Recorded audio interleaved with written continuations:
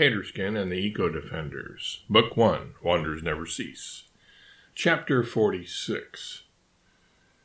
We had been told by one of Tub Thumper and Chumbawamba's cousins that poaching of elephants had been taking place on a regular basis in a certain location in Botswana, south of our current whereabouts. We wanted to go there, as this seemed to be a hot spot for the nefarious activity that we wanted to put an end to.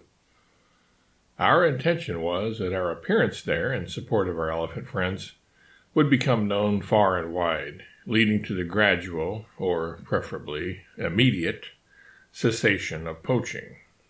The problem was logistics, how to get there. It was about 1,500 miles from Tanzania, where we were at that time situated in Central Africa, to Botswana, which is in the southern part of Africa.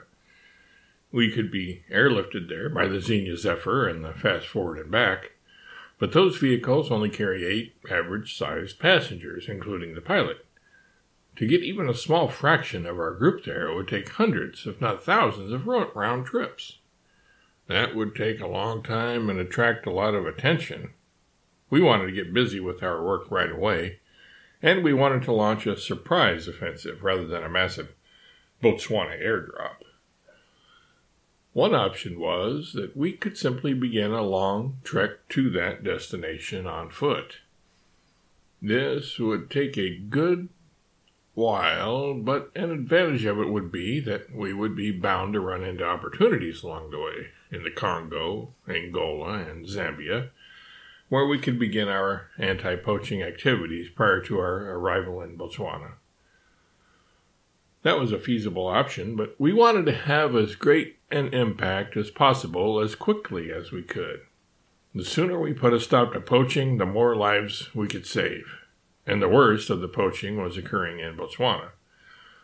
So how could we get our full force there quickly? Was there a way? It was Alexis who came up with the solution to our dilemma. "Albert," she asked, "is it possible, using the compressor-decompressor, to continue shrinking an animal beyond the point where they are a little larger than a breadbasket?" The question alone was enough for Albert to see what Alexis was driving at. "If I can reprogram the compressor-decompressor to keep on compressing past that cut-off point, down to a certain size," he pondered out loud, rubbing his chin with a widening smile, "we can fit half of the animals in the Zephyr and the other half in the Fast Forward and Back." "Just how small could you make us?" Uga the gorilla asked.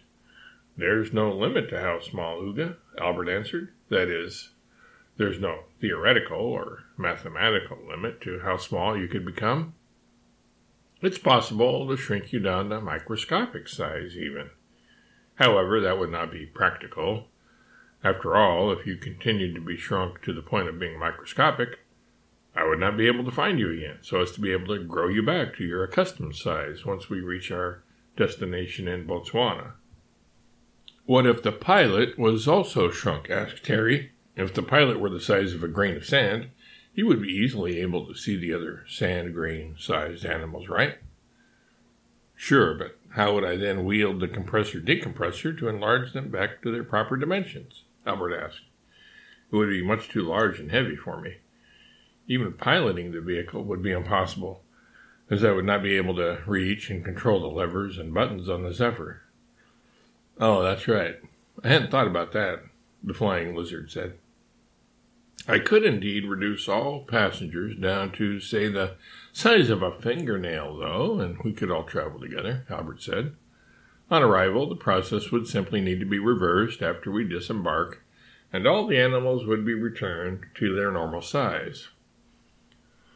After a brief discussion, all agreed that this was the way to go. It was the only way that all of us could get to Botswana quickly.